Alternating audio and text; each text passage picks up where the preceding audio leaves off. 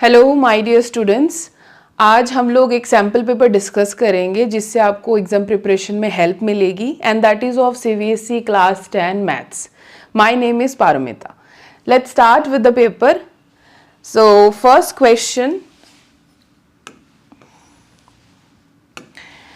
Question हम देख सकते हैं that is of real number chapter, जिसमें आपको सिंपली SCF पूछा गया है. तो SCF में आपको देखना होगा कि इनमें कॉमन क्या है. इसमें दिख रहा है कि x square y to the power 5 है m के लिए and this is x cube y cube n के लिए. So it will be second option जिसमें दोनों में x स्क्वेयर कॉमन है and y to the power 3. अब नेक्स्ट क्वेश्चन में चलते हैं. नेक्स्ट क्वेश्चन में आप देखो, graph of a quadratic polynomial passes through the points. कुछ पॉइंट्स आपको गिवन है, आपको क्या बताना है, zeros of the polynomial, right. अब जीरोस ऑफ द पॉलिनोमियल कैसे फाइंड आउट करते हैं, हम ग्राफ में देखेंगे कि वो एक्स एक्सिस को कितनी बार कट कर रहा है या फिर टच हो रहा है. तो अगर हम पॉइंट्स को एक बार एनालिसिस करें, आप देख सकते हो जो फर्स्ट पॉइंट है उसमें -7,0 है जो एक्स एक्सिस के ऊपर है. सो यहाँ पे कट होगा और बाकी पॉइंट्स में नहीं है. एंड लास्ट वाला पॉइंट है 5,0, तो इसमें भी एक बार कट होगा.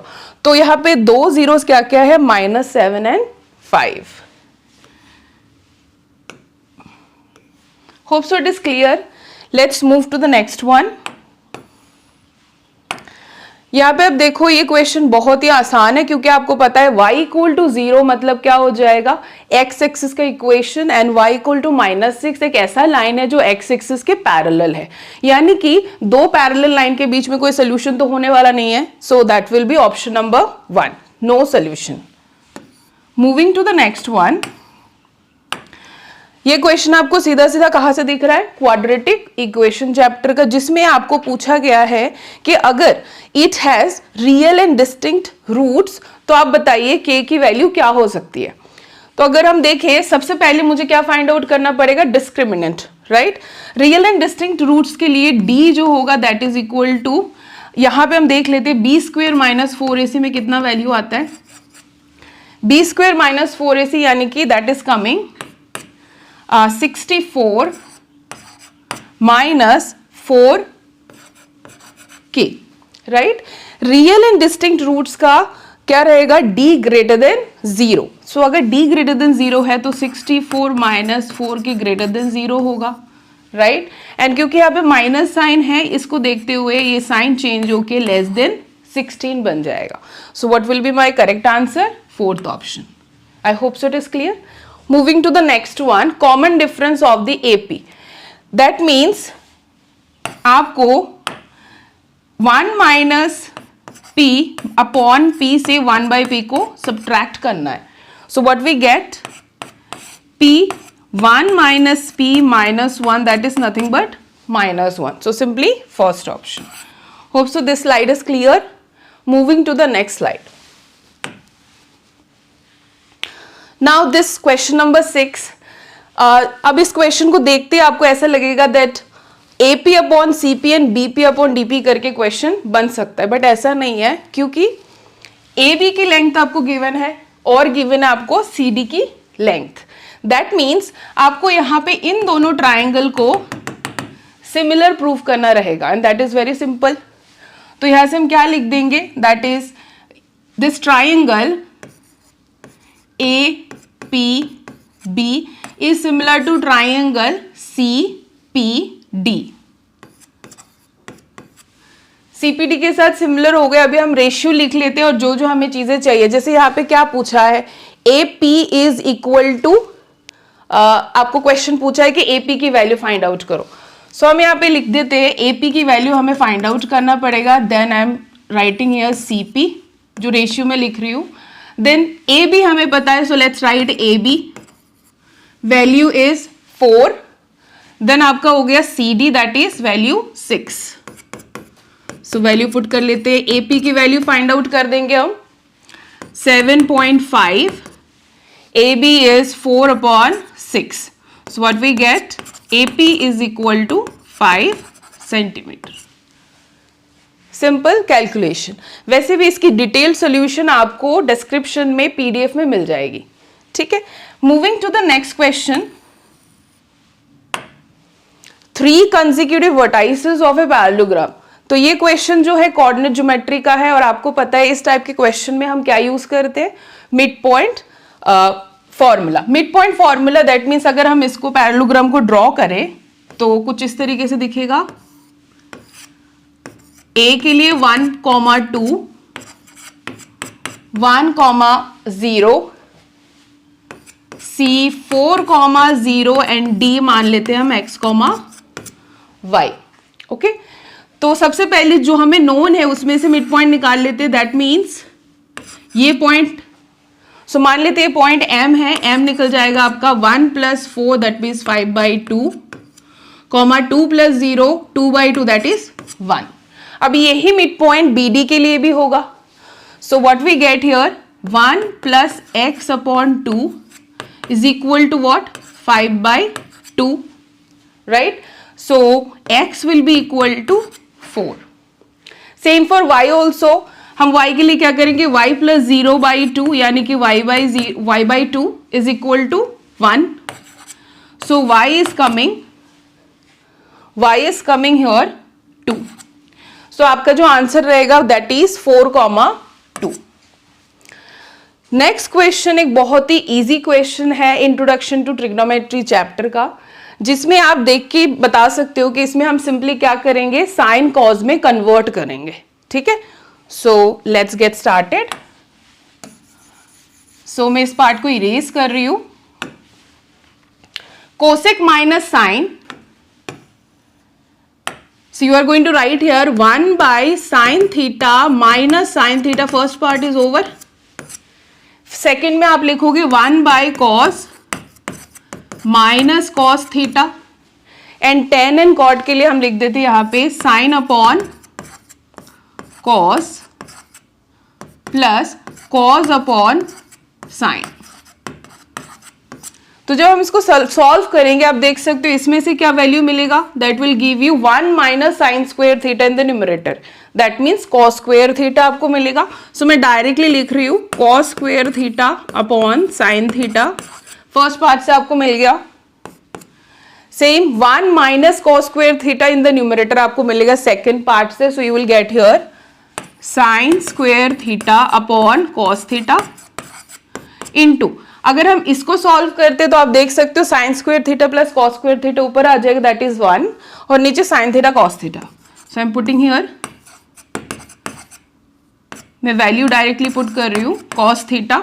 सो ये सब कैंसिल आउट होके what we get here 1 only. So my final answer is 1। Hope so it is clear everybody. Let me erase this part. Moving to the next question, ये जो क्वेश्चन है that is from application portion of trigonometry, right. तो ये simple से diagram बनेगा और बहुत ही इजी क्वेश्चन है क्योंकि 45 डिग्री एंगल है, राइट। तो यहां से हम लोग अगर डायग्राम क्रिएट करें, you can see that 1.5 metre tall observer. So इस तरीके से होगा diagram 1.5 25.5 meter away from a tower. So the angle of elevation of the top of the tower from the eye of an observer, which means हम यहां से देख रहे हैं that is 45 degree. So ये भी 25.5 रहेगा because this is a rectangle here. तो ये वाला पोर्शन कितना होगा, इसको हम h मान लेते हैं। तो इसमें हम जब ट्रिग्नोमेट्री लगाएंगे तो क्या रहेगा, 10 45 degree is equal to h upon that is simply ये h भी कितना हो जाएगा 25.5। ठीक है, सो अब ऐड कर देंगे इन दोनों को क्योंकि हमें पूरा टावर की हाइट पूछी गई है, height of the tower. So that will be what everybody, it is equal to 27। ठीक है, moving to the next one. ये क्वेश्चन बहुत ही ज्यादा आसान है क्योंकि इसमें क्या है आप देख सकते हो, आपको सिर्फ इक्वेशन देख के ही थोड़ा सा आपके दिमाग में यह चीज आनी चाहिए कि ये कौन सी थ्योरम अप्लाई हो रही है यहाँ पे।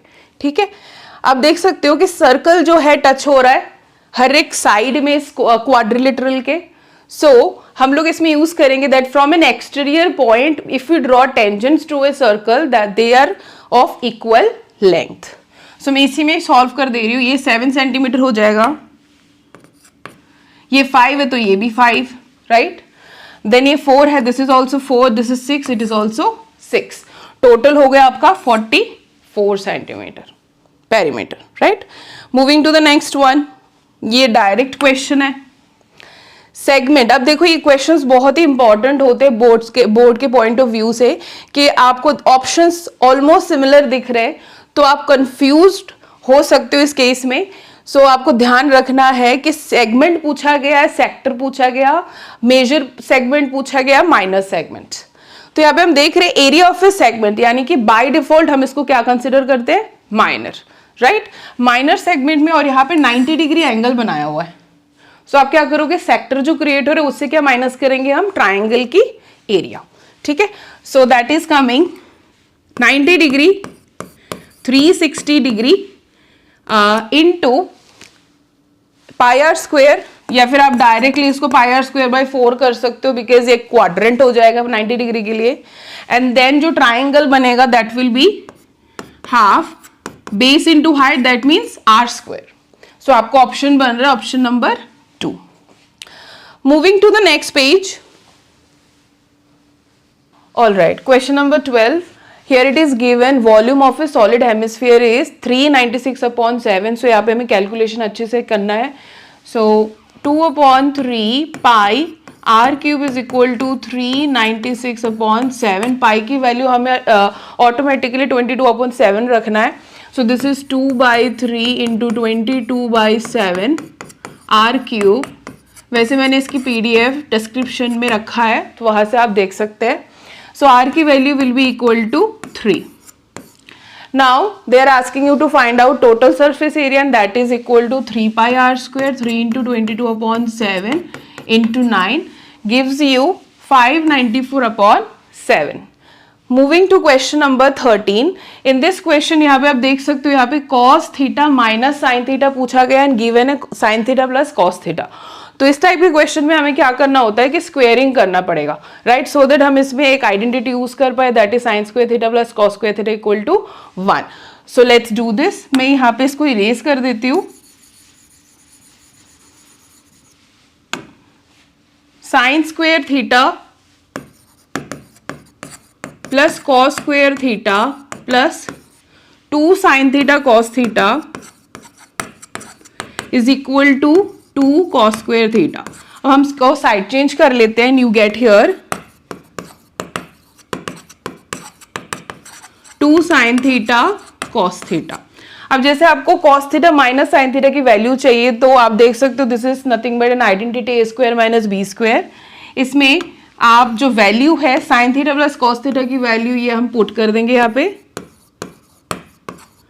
बाकी जो वैल्यू है वो cos theta minus sine theta 2 sine theta cos theta. तो finally the answer will be √2 sine theta. अब ये क्वेश्चन आपको 2 मार्क्स में भी आ सकते हैं, 1 मार्क में भी आ सकता है, ठीक है। Now moving to the next question. यहाँ पे अगर हम देखें तो कोऑर्डिनेट्स कुछ इस तरीके से है। एक अगर हम इन दोनों की डिस्टेंस यूज करके इस क्वेश्चन को सॉल्व करें तो थोड़ा सा लेंथी बनेगा। तो हम ट्राई करेंगे कि इसके साथ इसका डिस्टेंस और इसके साथ इसका डिस्टेंस ले और इसको इक्वेट कर दे। सो वी गेट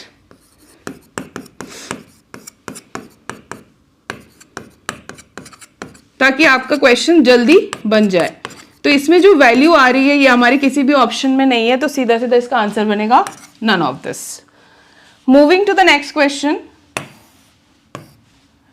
इसमें डेफिनेटली आप ऑप्शंस देख के समझ पा रहे हो कि हमें यहाँ पे क्या फाइंड आउट करना पड़ेगा, रूट्स, राइट। और रूट्स हम फाइंड आउट करेंगे using quadratic formula. So quadratic formula से रूट फाइंड आउट कर लेते हैं, that is x is equal to -1 root under that will be 5। So roots तो रियल है बट ये क्या है, irrational and distinct. So the answer will be first option. Now next question जो है वो आप सीधा सीधा इसका आंसर देख सकते हो। सेंट्रल टेंडेंसी कौन सा रहेगा, that will be mean. The ratio of lateral surface area to the total surface area of a cylinder. बाकी बाद में हम इसको रीड करेंगे, पहले थोड़ा सा इसको मॉडिफाई कर लेते हैं। lateral surface area and then total surface area. तो इसमें आप कैंसिल आउट कर दोगे, इसमें पाई की वैल्यू आपको पुट करने की कोई जरूरत नहीं है, क्योंकि इसमें क्या होता है कैलकुलेशन आपका बहुत लंबा चलेगा अगर आप एक एक करके अलग अलग फाइंड आउट करते हो, ठीक है।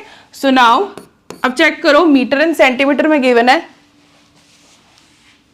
h will be equal to 20 and diameter is 1.6, so radius will be 80 centimeter, so total is 100, 1:5. Now moving to this question, and ये probability का question है और बहुत आसान question है ये, जिसमें टोटल अगर आप देखो टोटल कितने बॉल्स हो गए 5n, so this is 5 plus n, right. बाकी यहाँ पे क्या रिलेशन गिवन है, drawing of green ball, green ball के लिए क्या रहेगा, ग्रीन बॉल के लिए n अपॉन क्या रहेगा 5 प्लस n,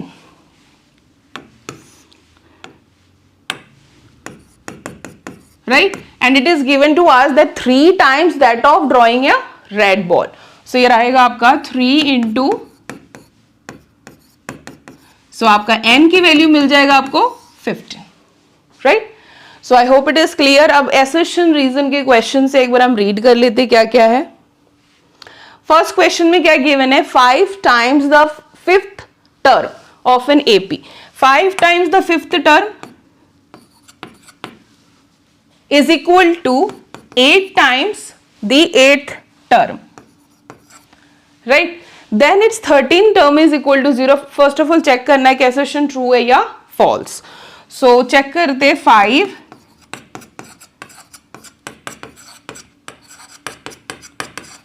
right, तो यहां से अगर कैलकुलेशन वगैरह हम चेक करें, so this will be equal to 8a 5a 20d. So what I get here, this is coming 3a plus and this 6, it will be 3d equal to 0. यानी कि अगर 3 से डिवाइड करें तो क्या मिल रहा है, a plus 12d, right. a plus 12d क्या है, सिंपली a 13, यानी कि जो एसर्शन है वो ट्रू है, राइट। रीजन आप चेक करो क्या लिखा हुआ है, common difference of the AP, देखो common difference of the AP d is equal to this है, तो ट्रू है नो डाउट, बट इस रीजन को हम इसके लिए यूज नहीं करते, राइट, इस क्वेश्चन में यूज नहीं की। So will say that both assertion and reason are true, but the reason is not the correct explanation of this assertion, right? Now written P is a point on a circle with center C. Then the line drawn through P perpendicular to CP is the tangent to the circle at the point.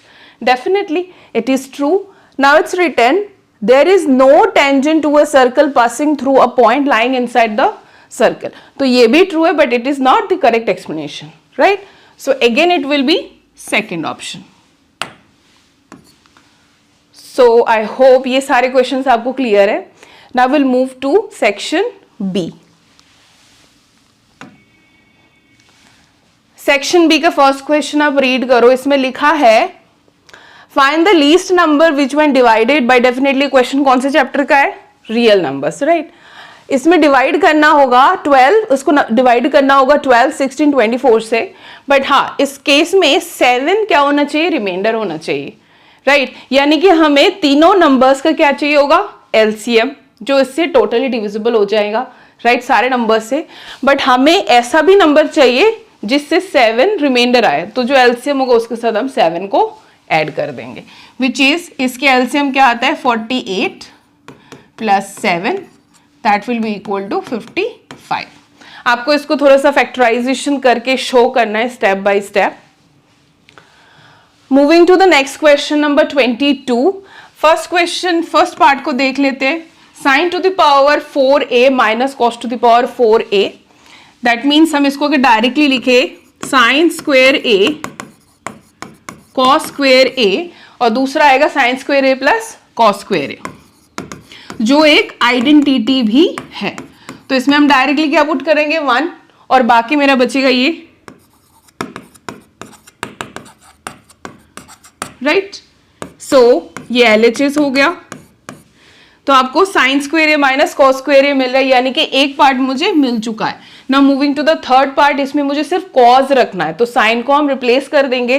So we get here 1 minus cos square a minus cos square a, आपको मिलेगा 1 minus 2 cos square a, right. तो यहां से आप देख सकते हो कि तीनों पार्ट मेरे प्रूव हो चुके हैं। So I hope it is clear.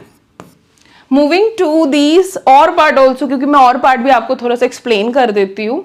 ऐसे क्वेश्चन में जब आपको दिख रहा है कि एक न्यूमरेटर है डिनोमिनेटर है, उसमें आप ऐसा सोचो कि आप रेशनलाइजेशन जैसा कुछ कर रहे हो, ठीक है। तो आपको ये देखना होगा कि माइनस साइन है प्लस साइन है, तो माइनस साइन है तो डेफिनेटली हम चाहेंगे कि दो पार्ट में डिवाइड हो जाए, अलग अलग हो जाए और बीच में माइनस साइन रहे, ठीक है ना। तो इसके लिए हम क्या करेंगे, इसमें 1 minus cos A upon 1 plus cos A. So side में भी हम ऐसा रखेंगे ताकि ये स्क्वायर भी बन सके, यानी कि 1 माइनस कॉस ए सेम रख दिया हमने, और क्योंकि मैंने एक्स्ट्रा लिखा है तो इसको डिनोमिनेटर में भी लिखेंगे, ठीक है। सो इसको थोड़ा सा मॉडिफाई करेंगे तो 1 माइनस कॉस ए का होल स्क्वायर बनेगा, एंड नीचे डिनोमिनेटर में आप देख सकते हो this again a square minus b square. So we get here 1 minus cos square a, 1 minus cos a whole square sine square a. तो स्क्वायर को अगर आप इकट्ठे लिख देते हो इसके लिए 1 माइनस कॉस ए अपॉन साइन ए, इसका होल स्क्वायर आपने कर दिया। तो अंदर अगर आप इसको सेपरेट करके लिखते हो तो ऐसा दिखेगा, right. So 1 is cosec, 1 is cot, hence proved, done. तो ये रही आपकी क्वेश्चन नंबर 22। तो ऑब्वियसली इसमें बच्चा कौन सा प्रेफर करेगा कि पहला वाला कर लेते हैं हम, पहला वाला ज्यादा इजी है, राइट। अगर स्ट्राइक नहीं करते और इस क्वेश्चन को आपने पहले कभी किया है तो आप ये कर सकते हो, कोई दिक्कत नहीं, ये भी इतना बड़ा क्वेश्चन नहीं है, राइट। आगे चलते बेटा 23 नंबर क्वेश्चन को देखो। 23 नंबर क्वेश्चन कौन से चैप्टर का है, सिमिलर ट्राइंगल्स, राइट। अब इसमें सिमिलर ट्राइंगल्स में भी हम इसमें क्या यूज करने वाले हैं, सिंपल बीपीटी। क्यों बीपीटी यूज करेंगे, क्योंकि पैरेलल लाइंस आपको गिवन है, राइट। तो फर्स्ट पार्ट को अगर आप देखो तो कौन से ट्राइंगल में यूज करोगे, पूरे बड़ी वाली ट्राइंगल में, राइट। अब देखो साइड कौन से इन्वॉल्व है, एडी एंड ए बी, यानी कि एडी अपॉन ए बी कर रहे हो आप, okay. So AD upon A B, ये by PPT BPT, right, BPT use करके कर रहे हैं हम, इज इक्वल टू सेम यहां पे भी हमें लिखना होगा A E upon A C. I hope so it is clear.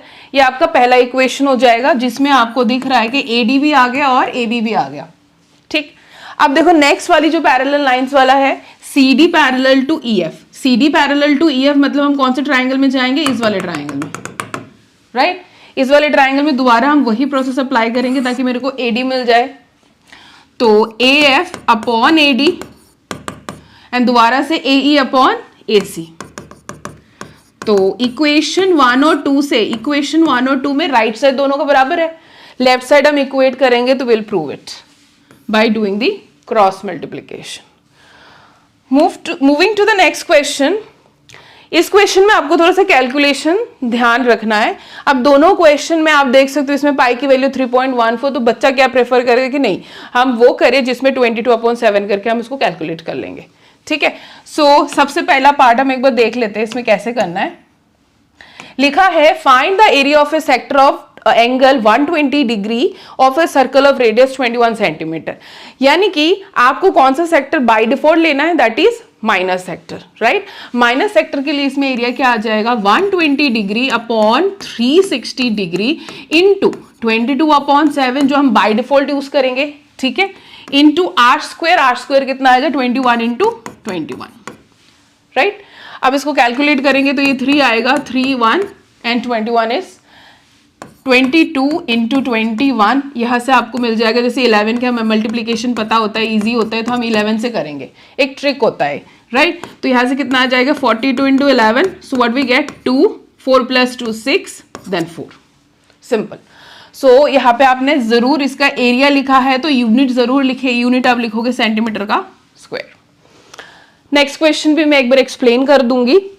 Next question क्या बोला है कि chord of a circle of radius this subtends the right angle तो दोबारा से ये भी इजी हो गया, क्योंकि राइट एंगल क्रिएट करना यानी कि मुझे एरिया ऑफ द ट्राइंगल मिलेगा r²/2। तो find the area of the corresponding minor segment.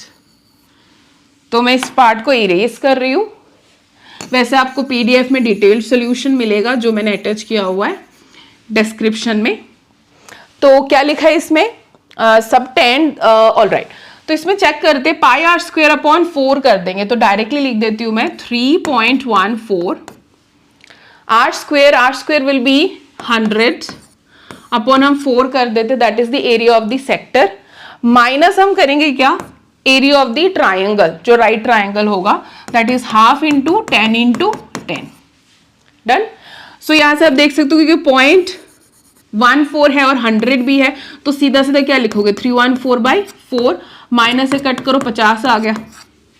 ठीक है, अब 4 से इसको डिवाइड करना होगा, कितना आएगा 7 आ गया, राइट, 8 आ गया, देन कितना आएगा 0.5 minus 50, you get here 28.5 and that is also area. So हम क्या लिखेंगे, सेंटीमीटर का स्क्वायर। तो ये भी ज्यादा टफ नहीं था, क्योंकि इसमें भी मुझे क्या बताया गया, राइट एंगल। वैसे बच्चा क्या प्रेफर करेगा, क्योंकि पाई 3.14 गिवन है, तो बच्चा हमेशा इसी को प्रेफर करेगा। ठीक है, तो आपने स्मार्टली हैंडल करना है, चेक करना है क्वेश्चन के हमने कौन सा और अटेंड करना है। ठीक है, इस क्वेश्चन में चलते, बहुत ही आसान क्वेश्चन है, देख सकते हो। और इसमें क्या है, क्या यूज करेंगे, इस टाइप के क्वेश्चन देखते हैं जहां पे सर्कल जो है ट्राइंगल के सारे साइड्स को टच कर रहा है, उस केस में हम यूज करेंगे from an exterior point if you draw tangents to a circle they are of equal length. So इसमें देख के मैं बता देती हूँ, वैसे आपको अच्छे से स्टेप बाय स्टेप लिखना है जब भी सब्जेक्टिव क्वेश्चन हो। ठीक है, 3 सेंटीमीटर, तो आप इसको चेक कर लेना पीडीएफ में किस तरीके से लिखा है, क्योंकि ये दोनों साइड बराबर है। ठीक है, अब ये 4 है तो ये भी कितना हो जाएगा 4, अब 11 माइनस 4 हो गया 7, ये 7 हो गया। ठीक है, अब ये 7 सेंटीमीटर, मतलब ये भी कितना हो जाएगा 7 centimetre. So we get BC is equal to 10। Moving to the next one, so we are done with section B. I hope it is clear. Section C में थोड़े से आपको और इलेबोरेट वे में आपको चीजें लिखना होता है, सारे क्वेश्चन के आंसर्स, क्योंकि आपको मार्किंग स्कीम वैसा दिया जाता है कि स्टेप बाय स्टेप लिखोगे तभी आपको फुल मार्क्स मिलेंगे। सो ध्यान रखना, पीडीएफ में अच्छे से लिखा हुआ तो आप प्रेफर करो उसको। Alpha beta the zeros of this, यानी कि हम लिखेंगे अल्फा प्लस बीटा। ऐसे क्वेश्चन में कभी भी आप इसको सॉल्व ना करें, क्योंकि कभी कभी क्वेश्चन ऐसा रहेगा, एक्सप्रेशन ऐसा रहेगा जो सॉल्व नहीं हो पाएगी। तो हमेशा लिखना है अल्फा और बीटा वाले क्वेश्चन में पहले आप लिख दो अल्फा प्लस बीटा कितना है, -1 आ जाएगा, अल्फा इंटू बीटा कितना आ जाएगा 1/4। अब नया पॉलिनोमियल बनाना है तो उसका सम चाहिए होगा, राइट। तो 2 अल्फा प्लस बीटा अपना क्या बन गया -2, एंड देन इसका प्रोडक्ट हम क्या लेंगे, प्रोडक्ट लेंगे 2 alpha 2 beta, you get 4 alpha beta, that is 1। तो आपका जो यहाँ पे पॉलिनोमियल बनेगा वो क्या बनेगा x², और यहाँ पे माइनस ऑफ दिस आएगा, तो मतलब +2x हो जाएगा और +1।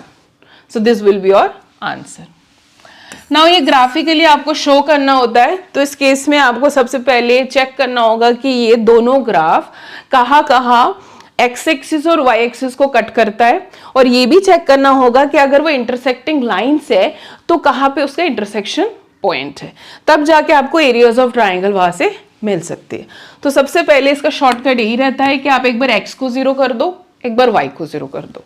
तो फर्स्ट वाला जो इक्वेशन है इसके लिए हम क्या लिखेंगे, जैसे मान लो मैंने x लिखा y लिखा, ठीक है, x की वैल्यू मैंने 0 किया तो y कितना आ जाएगा 6, y की वैल्यू मैंने 0 कर दिया तो x कितना आ गया, y की वैल्यू 0 है तो x आ गया अपना 3।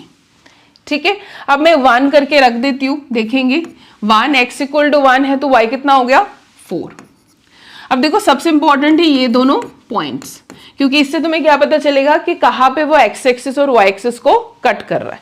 ठीक है, नेक्स्ट मूव करते इसमें, ये भी लिख लेते सेम तरीके से x y, x को मैंने 0 किया तो y बना माइनस, x को मैंने 0 किया तो y बना 2, सॉरी y बनेगा 2,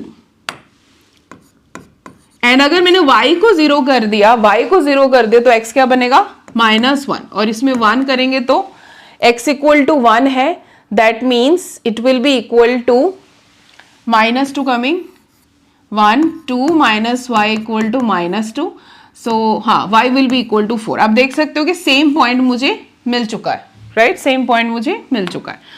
अब यहां से हम दोनों को ड्रॉ करेंगे और वहां से हम फाइंड आउट कर लेंगे कि एरिया कितना आता है, ठीक है। So let's draw it everybody. अब मुझे जितना पॉइंट, देखो हाईएस्ट मुझे 6 चाहिए, वो भी y के पॉजिटिव में, तो उतना ही हम करेंगे। 1 2 3 4 5 6 बहुत है हमारे लिए, इतने में ये कैलकुलेशन हो जाएगा, राइट, डन। अब देखो यहाँ पे 0,6 चाहिए मुझे, 1 2 3 4 5 6 यहाँ से गया 0,6, देन 3,0 मेरा यहाँ पे आ गया, 3,0 भी आ गया, देन 1,4, चलो 1,4 बाद में मैं इसमें मार्क कर देती हूँ, यहाँ पे 1 2 3 4 है, तो यहाँ पे आएगा आपका पॉइंट 1,4, डन। और यहाँ पे भी कॉमन पॉइंट है, तो इसी से ये पास हो जाएगा। 0,2 कहाँ पे आ रहा है, 0,2 इधर आएगा, तो इसको मैं C पॉइंट, इसको E, इसको N, and this is M। यहाँ से 0,2 कर देते हैं, बाकी क्या है -1,0, तो ये वाला जो पॉइंट है, ये वाला जो पॉइंट है वो हो जाएगा D -1,0। तो डेफिनेटली मैं लाइन जो क्रिएट करूंगी कुछ ऐसे करूंगी लाइन क्रिएट, ठीक है। अब कौन से ट्राइंगल, एक तो हो गया आपका इसको हम A पॉइंट कर देते हैं, इसको हम B पॉइंट कर देते हैं, तो BDE ट्राइंगल का एरिया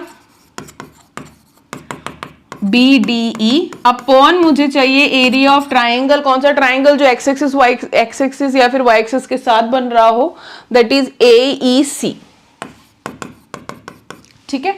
तो लिख लो एरिया, हाफ इंटू बेस, इसका बेस कितना होगा 3 + 1 that is 4 into height, base में कितना आ रहा है 4, राइट, और इसमें क्या आएगा हाफ इंटू बेस, बेस कितना आएगा 1 2 3 4 इंटू हाइट कितना आ गया 1, सो ये सब कैंसिल वगैरह कर दो, that will be equal to 4:1, final answer, ठीक है। So I hope it is clear everybody. अब इसमें क्वेश्चन जो है that is a fraction is such that, अब देखो अब इन दोनों में कौन सा क्वेश्चन प्रेफर करोगे, इट्स अप टू यू कि आपने किस में ज्यादा अच्छे से प्रैक्टिस करा है, ठीक है। दोनों क्वेश्चन ही अपने हिसाब से सही है। अब देखिए अ fraction is such that if the, इसमें एक सिंपल कैलकुलेशन होगा जो सोल्यूशन हम फाइंड आउट करते हैं, सॉल्व करते हैं, एलिमिनेशन या फिर substitution depending on the situation. देखेंगे a fraction is such that if the numerator is multiplied by, मान लेते वो x, y है, x by y है, राइट। अब बोला गया numerator is multiplied bye 3, numerator को 3 से मल्टीप्लाई कर दिया, and the denominator is reduced by 3, चलो वी गेट 18/11, ठीक है। इसको मॉडिफाई कर लेते हैं, 3 ये 6 हो गया, we get 11x is equal to 6y - 18, ठीक है। 11 कैलकुलेशन पोर्शन भी आप वहां से देख सकते हो अच्छे से, इक्वल टू 0 के कैसे लिखने होते हैं आपको सब्जेक्टिव पेपर में, ठीक है। अब देखो नेक्स्ट एक और इक्वेशन बनेगा, वो भी देख लेते हैं। Numerator is increased by 8 and the denominator is doubled here, and we get this 2/5, हमें 2/5 मिल गया। अब देखिए इसको क्रॉस मल्टीप्लीकेशन कर देते हैं, 5x + 40 is equal to 4y आ गया, ठीक है। अब इसको साइड चेंज करो, 5x - 4y + 40 इक्वल टू 0, ये आपका दूसरा इक्वेशन है, ठीक है। अब इन दोनों इक्वेशन को सॉल्व करना है। अब इसमें देख सकते हो कि क्या लगाना पड़ेगा, एलिमिनेशन लगा लेते, ज्यादा इजी रहेगा सब्स्टिट्यूट करने से अच्छा।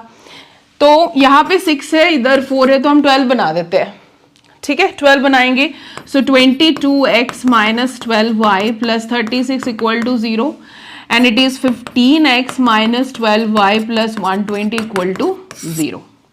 माइनस कर दो, दोनों कैंसिल हो जाएगा, ठीक है। ये बनेगा आपका 7x और इधर होगा -84, तो x की वैल्यू क्या बन रहा है, x की वैल्यू बन गया अपना 12, ठीक है। x 12 है, आप किसी भी इक्वेशन को फॉलो कर लो, आपको y मिल जाएगा। तो y क्या हो जाएगा, y will be equal to 5 × 12 + 40/4 gives you 25, done. So यहां से आपको क्या मिलेगा, हाँ 60 + 40/4 25, correct. So that is 12/25 your final answer, done. आगे चलते हैं। सो यहां तक हमने क्वेश्चन नंबर 27 कर लिया। 28 में देखो, ये क्वेश्चन आपने देखा होगा कहीं ना कहीं एग्जाम्पलर या फिर एनसीईआरटी में, बहुत इंपॉर्टेंट क्वेश्चन है, ठीक है। आपको अगर लेफ्ट साइड से डायरेक्टली राइट साइड लेके आना तो अच्छे से उसको और भी सोचना पड़ेगा। अगर मान लो मेरे पास टाइम नहीं है और मुझे लेफ्ट साइड अलग से करना है, राइट साइड अलग से करना है और देखना है कि इक्वल है कि नहीं, वो ज्यादा सही रहेगा, क्योंकि दोनों ऑलमोस्ट आपको दिख रहा है कि सिमिलर चीज चेंजेस है, राइट। सो लेट्स चेक कि इसमें सबसे पहले तो मैं LHS लिख लेती हूँ। डेफिनेटली इसमें क्या होगा, साइन में या साइन कॉज में हम कन्वर्ट करेंगे, ठीक है। सो यहां पे LHS 1/1 sine minus cos A by sine A minus 1/sin A. तो यहां से हम लिखेंगे ऊपर sine A 1 minus cos A 1/sin। तो बेटा हम क्या करेंगे नेक्स्ट, यहाँ पे हम एलसीएम ले लेंगे। एलसीएम लेने के बाद देखो डायरेक्टली अगर आप चेक करो, डायरेक्टली हम क्या लिख सकेंगे, इसमें कॉज ए आ गया तो साइन स्क्वायर ए हो जाएगा, ये -1 माइनस माइनस प्लस कॉज ए, ठीक है।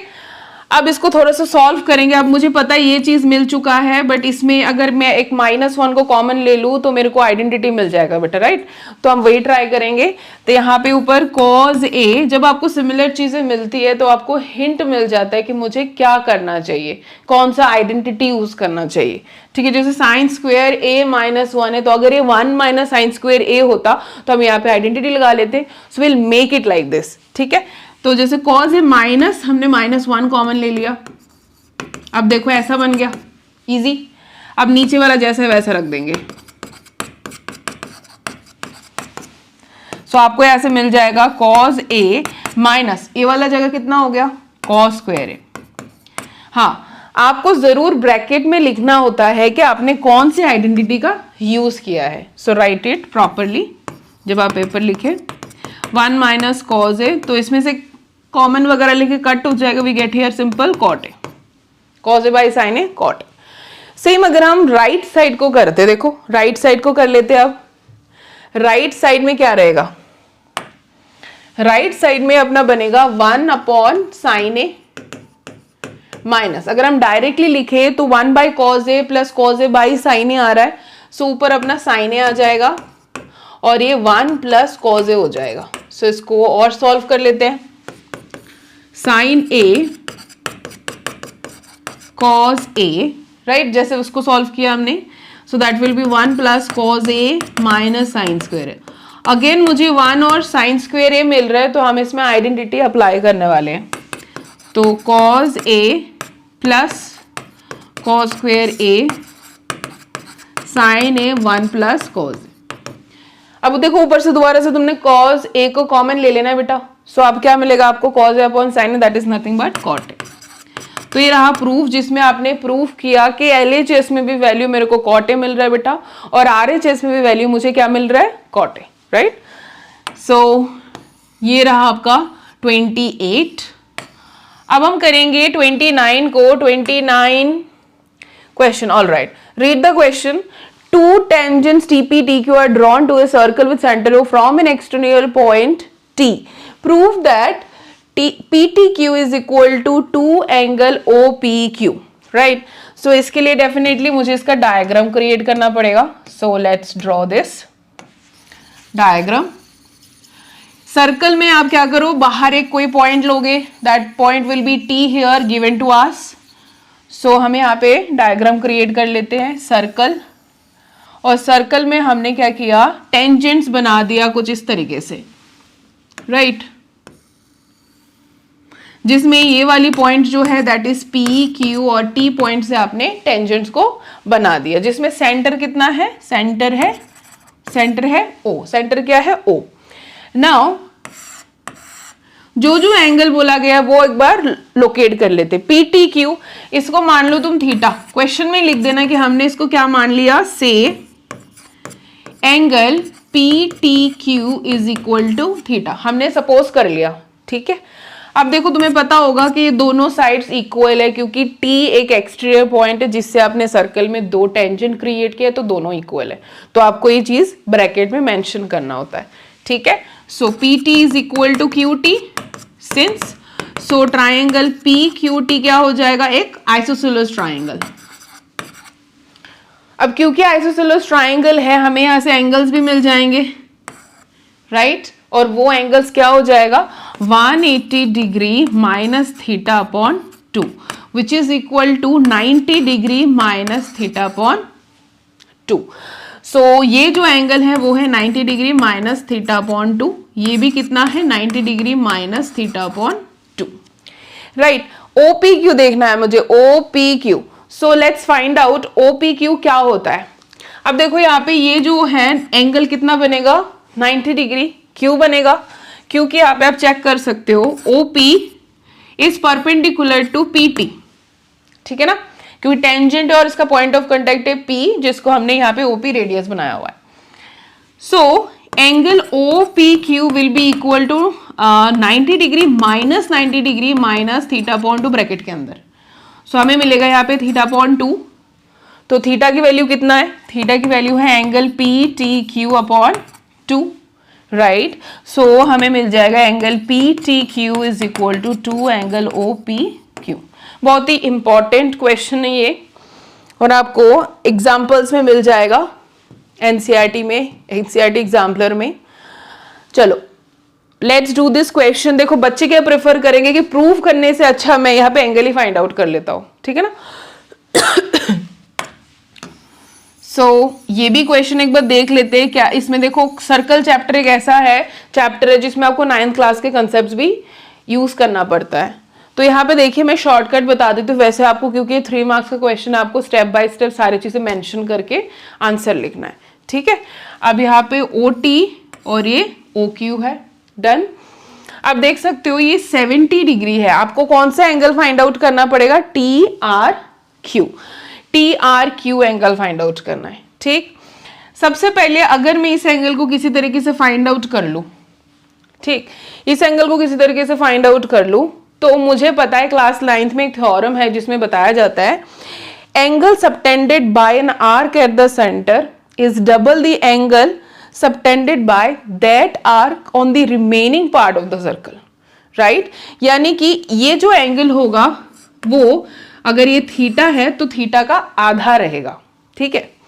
अब आपको पता होगा दैट TTQO एक क्या है, साइक्लिक क्वाड्रिलेटरल, हमने इसको प्रूव भी किया है। तो 70 डिग्री 180 के बराबर आ जाएगा, तो थीटा कितना हो गया 110, यानी कि एंगल TRQ 55 डिग्री, ठीक है बेटा। आगे चलते बेटा, ये एक क्वेश्चन है, इसमें कॉन्ग्रुएंसी का एक रिलेशन गिवन है, 2 एंगल बराबर भी गिवन है और आपको प्रूफ करने को बोला है कि ऊपर वाली ट्राइंगल बड़ी वाली ट्राइंगल के साथ क्या है, सिमिलर, ठीक है। सिमिलरिटी के तीनों क्राइटेरियाज में कोई भी एक प्रूफ कर लो, क्योंकि एंगल गिवन है तो मोस्ट प्रोबेबली इसमें क्या लगेगा, एंगल या फिर ट्रिपल ए, ठीक है। सबसे पहले कॉन्ग्रुएंसी जो आपने 9th क्लास में पढ़ा था, यहाँ पे क्या यूज होने वाला है इसका, CPCT। सो लेट्स सी कि दोनों ट्राइंगल कॉन्ग्रुएंट है, तो हम CPCT लगा के लिख देंगे BD is equal to EC, ठीक है। यहाँ पे BD जो है वो EC के बराबर है, और अब ये भी लिख दोगे जो एंगल 3 है वो एंगल 4 के बराबर है। इसको हम इक्वेशन 1 कर देते हैं, ठीक। अब देखो क्या लिखा है, angle 1 equal to angle 2, angle 1 equal to angle 2, यानी कि इस वाले ट्राइंगल में 2 एंगल बेस एंगल जो है बराबर है। सो डेफिनेटली आप लिख सकते हो कि AD जो है वो किसके बराबर है, AE के। क्यों, क्योंकि this is an isosceles triangle. अब देखिएगा अगर हम किसी तरीके से AD upon BD AE upon EC कर दे तो हम प्रूफ कर पाएंगे बेटा दैट DE जो है वो BC के पैरेलल है। जब एक बार वो प्रूव हो गया तब हम एंगल से बता देंगे ये सिमिलर है, ठीक है। सो हम डिवाइड करने वाले बेटा, डिवाइडिंग इक्वेशन 2 by 1, ठीक है। वैसे आपको पूरा स्टेटमेंट लिखना होगा। सो AD अपॉन BD जो मैंने आपको PDF में प्रोवाइड करा है, AE अपॉन EC। सो यहां से आपको दिख रहा है कि इससे हम क्या यूज करने वाले बेटा, converse of basic proportionality theorem. Converse of basic proportionality theorem में कहा जाता है कि अगर ये रेशियो बराबर हो जाएगी तो हम क्या बोलेंगे कि DE और BC क्या है, पैरेलल है. So using converse of basic proportionality theorem, DE is parallel to BC. Done.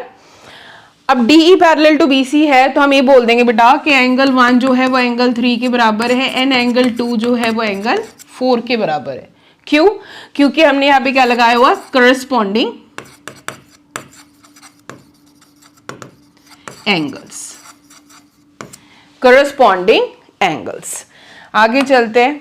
If it is over, now corresponding angles में है, अच्छा ठीक है, एंगल्स दोनों बराबर हो गई तो ट्राइंगल ADE और ट्राइंगल ABC क्या हो गया, सिमिलर. मतलब क्वेश्चन डन है bye angle, right.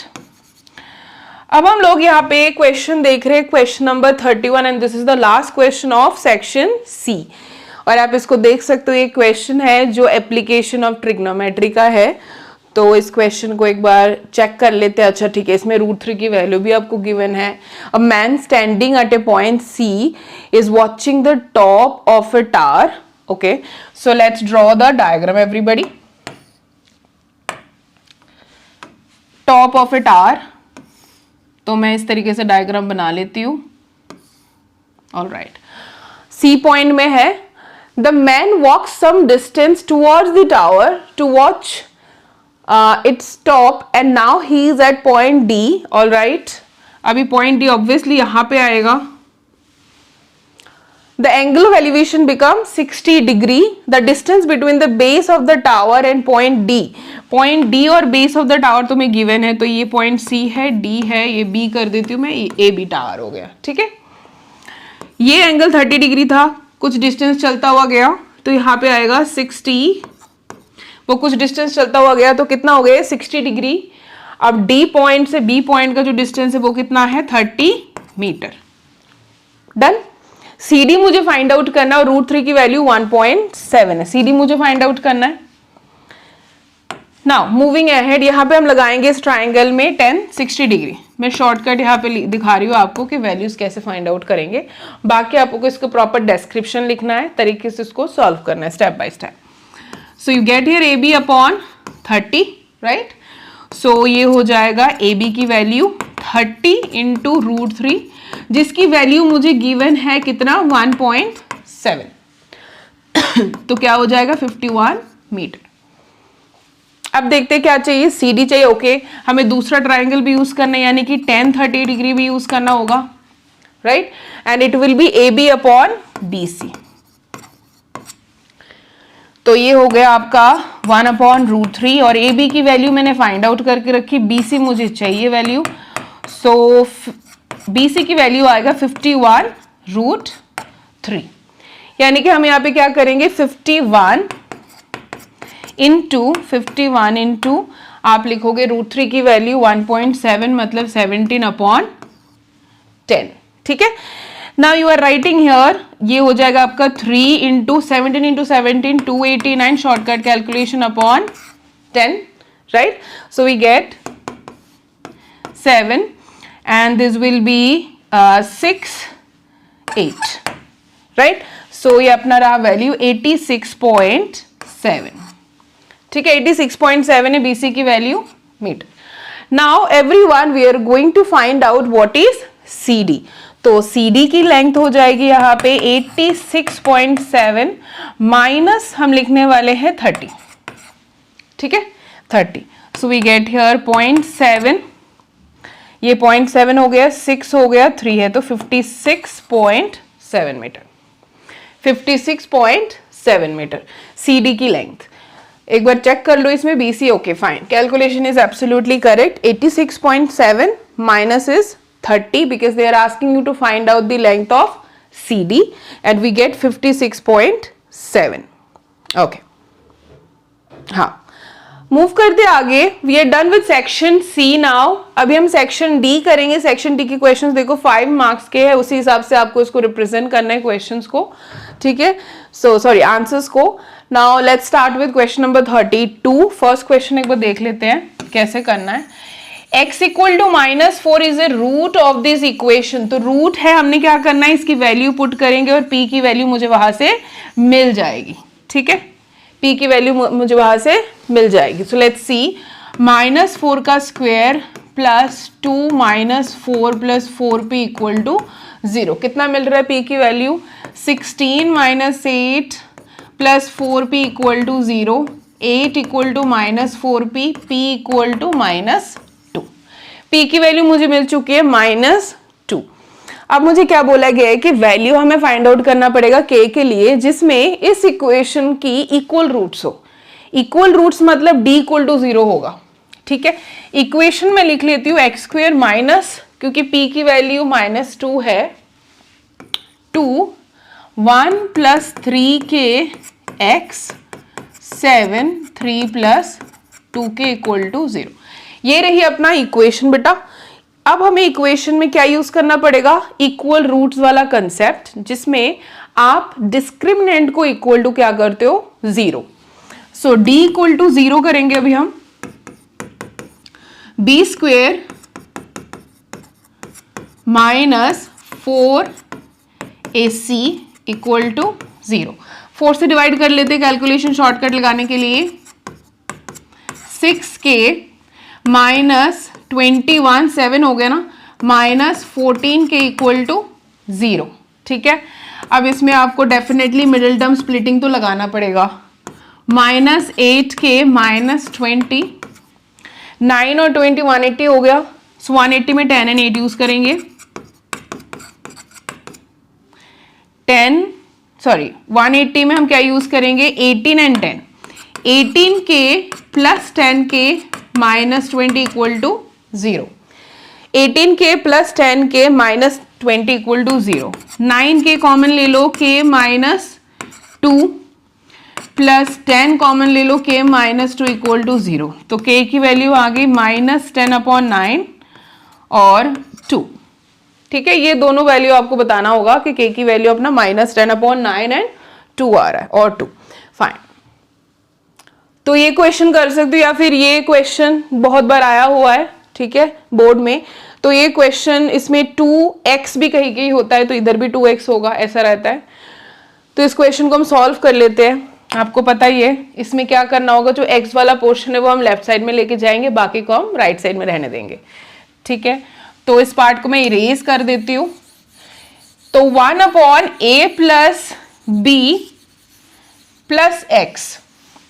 So let's write down a plus b plus x। अब देखो 1/x को आप लेफ्ट साइड में लेके चलो, ताकि आप जब एलसीएम लो तो आसानी रहे, इजी हो जाए। ठीक है ना, तो x a plus b plus x minus a minus b minus x, done, is equal to ऊपर आ जाएगा a प्लस b, नीचे हो जाएगा a into b।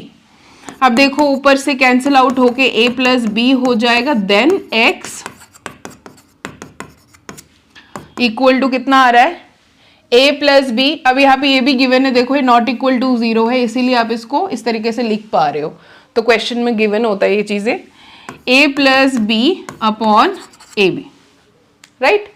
Cancel out कर देंगे हम सारा ये ऊपर का, तो ये हो जाएगा आपका x square plus A X plus B x, और माइनस ए बी इधर आ जाएगा तो प्लस ए बी। ठीक, अब इसको कॉमन वगैरह लोगे तो सीधा सीधा क्या बनेगा? X plus A X plus B equal to 0। ठीक, तो एक्स की वैल्यू कितना आ गया? माइनस ए और माइनस बी। ठीक, सो मूव करते आगे। अब देखो ये सिंपल बीपीटी है, बेसिक प्रोपोर्शनैलिटी थ्योरम। तो ये हमने प्रूफ करा हुआ है, और प्रूफ में पीडीएफ में ये तरीके से लिखा हुआ है, किस तरीके से आप इसको प्रूफ करोगे, बहुत ही कॉमन है। हर एक बुक में आपको बेसिक प्रोपोर्शनैलिटी थ्योरम का प्रूफ मिलता है।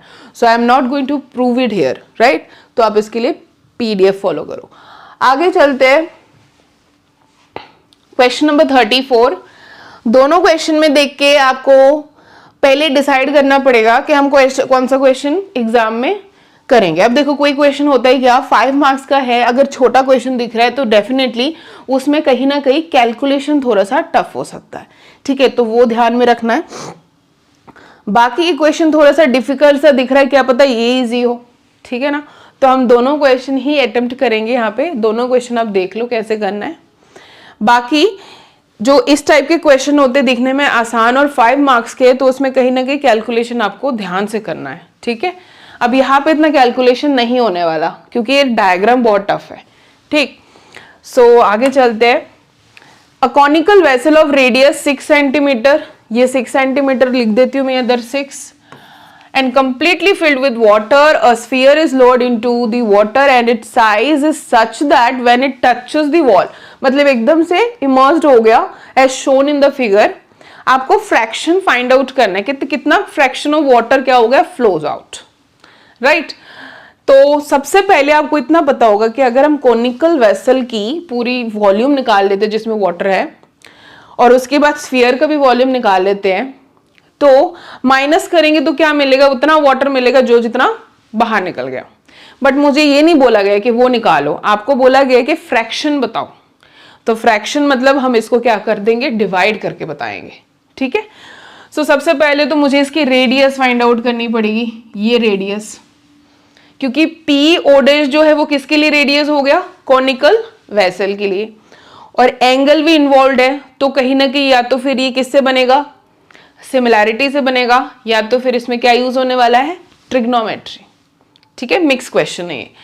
So let's start everybody. सबसे पहले इसी का वाटर वॉल्यूम निकाल लेते हैं, 1/3 पाई, क्योंकि मुझे फ्रैक्शन चाहिए तो मैं पाई की वैल्यू नहीं लिखूंगी क्योंकि पाई एंड में जाके कट हो जाएगा, ठीक। सो आर स्क्वेयर मतलब क्या होगा, 6 का स्क्वेयर इंटू एच कितना बताया, ये पूरा का पूरा लेंथ 8 सेंटीमीटर। सो हम यहाँ पे 8 लिख देते हैं, ये 2 हो गया, 12 8 96 पाई सेंटीमीटर क्यूब, इतना वाटर कॉनिकल वेसल में है। अब क्या गया है कि स्फीयर जो है इसके अंदर है, यानी कि रेडियस यहाँ पे r और इसमें 6 है। तो अगर मैं पूरे ट्राइंगल में, मतलब triangle P O dash R में साइन थीटा लगा लूं, ठीक है, ध्यान से देखना, ये 8 है, ये 6 है, ये तो डेफिनेटली कितना बनेगा, 10 बनेगा, ठीक है, 10 बनेगा। साइन थीटा के लिए that will B 6/10, that will B 6/10, वो कितना आ रहा है, दैट इज 2 से 3 हो गया, 2 से 5 हो गया, डन। हम दोबारा से साइन थीटा फाइंड आउट करेंगे, और वो कैसे फाइंड आउट करेंगे, using this what, MR and OR, right. तो साइन थीटा अगर हम दोबारा से फाइंड आउट करते तो that will be equal to R/OR। अब OR की लेंथ कितनी हो जाएगी, क्योंकि ये R है, राइट, और ये पूरा का पूरा 8 है, and this is also R radius, R। So 8 - 2R कर देंगे हम, क्या करेंगे, 8 माइनस R करेंगे ताकि मुझे OR मिल जाए, ठीक है। अब R/8 - R is nothing but 3/5, so 3/5 is equal to R/8 - R। What we get here, 5R is equal to 24 minus 3R, so that is giving you 8R is equal to 24, right? So R की value आपको मिल जाएगी 3 centimetre, ठीक, आपको मिल गया R की value 3 centimetre. Now मुझे sphere की volume निकालने और फ्रैक्शन निकाल देने हैं। स्फीयर की वॉल्यूम आ जाएगी 4/3 पाई इंटू R³ मतलब 27, तो 36 पाई सेंटीमीटर क्यूब।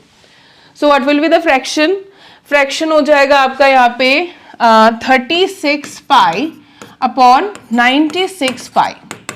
सीधा हम इसको 12 से डिवाइड कर देते, ये हो जाएगा 3, 12 के लिए हो जाएगा आपका 8, right. So this is coming 3/8 part of this volume, right. अब देखते हैं, देखो ये क्वेश्चन देखो इतना टफ नहीं था, बट हमें इसको डिकोड करने में टाइम लगा कि इसमें हम क्या लगाएंगे, सिमिलैरिटी या फिर ट्रिग्नोमेट्री। दोनों आप कर सकते हो, कुछ बच्चे इसको सिमिलैरिटी से भी कर देंगे, कुछ बच्चे इसको ट्रिग्नोमेट्री से करेंगे, ठीक है। आगे चलते हैं। अब इस क्वेश्चन में जैसे मैंने बताया कि कुछ तो होगा कि ये इजी क्वेश्चन 5 मार्क्स में है। सो लेट्स सी क्या है इसमें। पाई की वैल्यू 22/7 है, तो देखने में तो इजी लग रहा है। ये 5 हो गया, अब देखते हैं इसमें क्या है कि कलर करना है क्रेयन से इस पूरे को, यानी कि मुझे इसका एरिया चाहिए और इसका एरिया चाहिए, right. So I need 2 pi are square plus pi R L. जहां पे आपको एल फाइंड आउट करना पड़ता है वहां पे थोड़ा सा सोच समझ के क्वेश्चन को सिलेक्ट करना, क्योंकि एल फाइंड आउट करना इतना आसान नहीं है। सो अब चेक करते हैं हम इसको। जैसे यहां पे कितना बनेगा, रेडियस कितना गिवन है, डायमीटर 3.5 सेंटीमीटर है, तो रेडियस कितना बन रहा है, रेडियस बनेगा 1.75, ठीक है ना, डिवाइड कर दिया मैंने 2 से। अब देखो मैं यहां से इसकी हाइट निकालूंगी, मतलब 5 माइनस 1.75 करना होगा, 5 माइनस 1.75 जो कोनिकल पोर्शन का हाइट रहेगा। So that is equal to what everybody, 3.25, ठीक है। सो ये हो गया आपका 3.25। नाउ यहां से मुझे ये चीज फाइंड आउट करना पड़ेगा, दैट इज एल। तो मैं एल कैसे फाइंड आउट करूंगी, L will be equal to L square, पहले देखते हैं, ये बहुत अच्छा खासा कैलकुलेशन रहेगा, 3.25। बट अगर आपको थोड़ा सा कैलकुलेशन अच्छे से आपने घर पे किया है प्रैक्टिस, तो इतना टफ नहीं लगेगा, क्योंकि नंबर्स बहुत ही नोन नंबर्स है, राइट। अब इसको आपके 5 अगर लास्ट में होता है तो 25 लिखते हो, 32 को 33 से मल्टीप्लाई करना होता है, राइट। वैसे मैंने कैलकुलेशन वगैरह करके बताया हुआ है। तो यहाँ पे कितना बन रहा है, 6510, तो यहाँ पे ये आ जाएगा, ठीक है, पॉइंट। प्लस नेक्स्ट कितना आ रहा है, 25603, यानी कि we are getting here 13.625 L square. अब ऐसा कुछ आ गया जो कोई एक परफेक्ट स्क्वायर नंबर नहीं है, तो हमने ये 8th क्लास में करा हुआ है लॉन्ग डिवीजन मेथड से किस तरीके से इस क्वेश्चन के हम एक मतलब अप्रोक्स वैल्यू लेके आते हैं। तो मैंने वो पीडीएफ में अटैच कर दिया हुआ है। तो एल की वैल्यू कितना आ जाएगा बेटा, 3.69, एक अप्रोक्स वैल्यू, मतलब आप इसको अप्रोक्सीमेटली 3.7 रख सकते हो, ठीक है, 3.7। अब देखो यहां पे क्या पूछा गया था, entire height, okay fine. So we are going to find out the area जो आपको कलर करना है, राइट। सो 2 पाई आर, पहले तो मैं यहां से कॉमन ले लूंगी, क्या कॉमन लेंगे, पाई आर ब्रैकेट में 2r plus L, 22/7 into 1.75 radius, और ये हो जाएगा, मल्टीप्लाई करो 2 से, दोबारा से 3.5 बनेगा, L 3.7 हो गया, ठीक है। वी गेट व्हाट, ये जगह कैलकुलेट करेंगे तो मुझे मिलता है 5.5 इंटू 7.2। तो यहाँ से आप देखो 55 इंटू 72 अपॉन 10 इंटू 10 ऐसा कर दिया।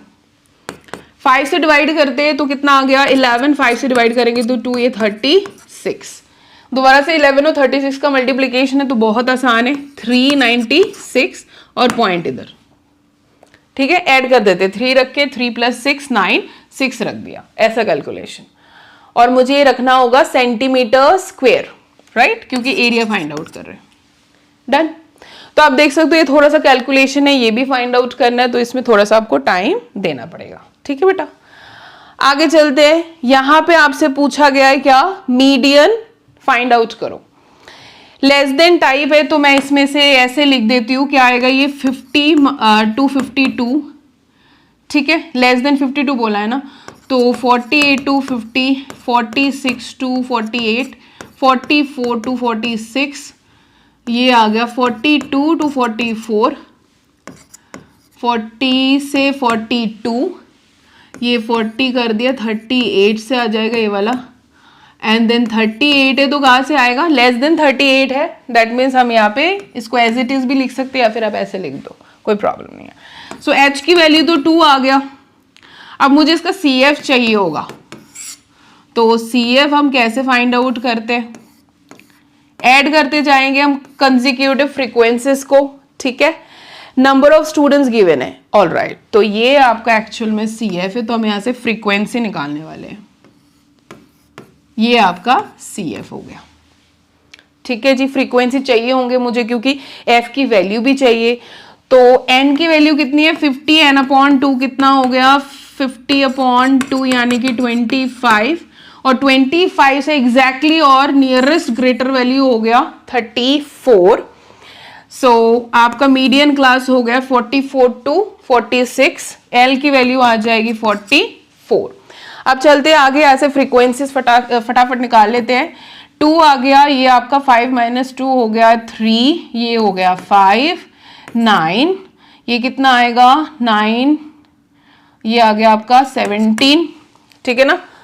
ओके जस्ट अ मिनट, 5 2 25, सही है ना। हाँ एग्जैक्टली 25। तो यहां से मुझे मिल गया 1 and 15। नेक्स्ट 40 हो गया 6, ठीक है। 40 से ये अब ये हो गया 8, देन आपका ये बन गया 2। एक बार आप चेक कर सकते हो दोबारा से कि भाई जो मैंने कैलकुलेशन लगाई सही है कि नहीं। सीधा सीधा 30 हो गया, 30 ये 40 आ गया अपना 40, और ये 5, ठीक है ना। 5 10 50 हो गया, टोटल 50। सो यहां से आपको फ्रीक्वेंसी दिख रहा होगा कि 15 है। This is f is equal to 15। Now CF हम क्या लेंगे, CF हो जाएगा आपका 19। तो यहां से मुझे मिल जाएगा L plus n/2 minus CF जो 19 है डिवाइडेड बाय F जो 15 आएगा इंटू H जो मेरा 2 है।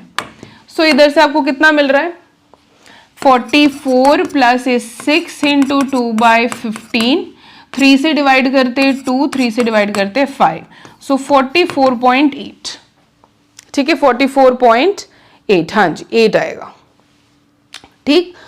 तो इसके साथ अपना section D is also over. Section E is all about case studies, जिसमें 3 क्वेश्चन है अपने। तो मैं आपको शॉर्टकट इसके बता देती हूँ कैलकुलेशन कैसे रहेगा। अब देखो ये क्या है, एक AP क्रिएट हो रहा है। AP में आप देख सकते हो जो D है वो -200 है, मतलब डिक्रीज हो रहा है, वो डिक्रीज हो रहा है। अब यहाँ पे चेक करो, find the amount in of 7th instalment. Simple आप यहाँ से A7 फाइंड आउट करेंगे, जिसमें 3 4 2 5 प्लस 6 इंटू 200 लगेगा, ठीक है। सेम 13th इंस्टॉलमेंट में टोटल कितना पे किया हुआ है 13/2 ट्वाइस A प्लस 12 इंटू -200, ये आपने कैलकुलेशन कर लेना है। फिर इन विच मंथ अनिका पेस 2625, मतलब इसमें जो AN होगा वो 2625 के बराबर करके N निकलेगा, ठीक। अब 11th और 12th इंस्टॉलमेंट को इकट्ठे पे किया है, तो उस केस में अमाउंट पेड कितना आएगा A11 प्लस A12, मतलब आप यहाँ पे क्या करोगे 10 11 21 D एंड देन इसकी वैल्यूज फाइंड आउट करेंगे A और D को पुट करके। Now you see that board का क्वेश्चन है, जिसमें आप क्या करते हो क्या लगाओगे इसमें, distance is equal to speed into time, and in fact speed of current पूछा गया है, तो उसको आप सबसे पहले मानोगे कितना x km/h, ठीक है। तो स्पीड कम होगा तो टाइम ज्यादा लगेगा, पहला टाइम मुझे ज्यादा लगेगा, दूसरा टाइम थोड़ा सा कम लगेगा, क्योंकि इसमें स्पीड क्या है ज्यादा, टाइम क्या लगेगा कम। तो और कितना टाइम का डिफरेंस है 1 आवर का। जब हम इसको सॉल्व करेंगे तो x की वैल्यू मुझे 10 km/h मिलेगा। वही से आप इक्वेशन भी लिख दोगे, जो क्वाड्रेटिक इक्वेशन इसमें से क्रिएट होगा। डाउनस्ट्रीम में कितना टाइम लगा, that will be what, downstream में कितना टाइम लगा 20 + 10, यानी कि आधा घंटा, दैट मीन्स 30 मिनट्स, ठीक है। सेम यहाँ पे अगर स्पीड x km/h है स्ट्रीम के लिए, तो speed of the motor boat in upstream क्या हो जाएगा 20 - x km/h। अब इस क्वेश्चन में क्या करना है, देखो, a man is watching from the top of a tower, a boat is speeding over from the tower, इस साइड में आ रहा है। तो 45 डिग्री से अभी डिक्रीज होके 30 डिग्री हो गया। Now it is 60 metre from the bottom of the tower with the man's eyes when it is at 60 metre from the bottom of the tower। तो अगर ये 60 मीटर है तो ये भी कितना हो जाएगा 60 metre. Now after 5 seconds the angle of depression becomes 30 degree, तो मैं 5x मीटर मान लेती हूँ, जिसमें x मीटर पर सेकेंड जो है बोट का स्पीड है, ठीक है। तो स्पीड इनटू टाइम करके मैंने यहाँ पे डिस्टेंस बना लिया। तो ये कितना हो जाएगा 1/√3 इक्वल टू 60/60 प्लस 5x। तो x की वैल्यू बन जाएगा 12 और ये √3 -1 हो जाएगा, ठीक है ना, √3 -1। सो यानी कि वैल्यू 12 इंटू 0.7, क्योंकि 1.7 है 8.4। तो आपको स्पीड मिल गया, डिस्टेंस मिल गया, हाइट भी मिल गया। डिस्टेंस BD कितना हो जाएगा दोनों को ऐड करके, मतलब 60 प्लस 5 इंटू एक्स की वैल्यू 8.4, तो 102 मीटर, क्योंकि यहाँ से हाँ 40 ऑलराइट 2 आ जाएगा, ठीक है 42। सो इस तरीके से आपको वैल्यू मिल गया 102। Distance of DC simple 5x आप करोगे and speed of the boat, right. I hope so it is clear. Thank you very much and all the very best for your examination. Thank you.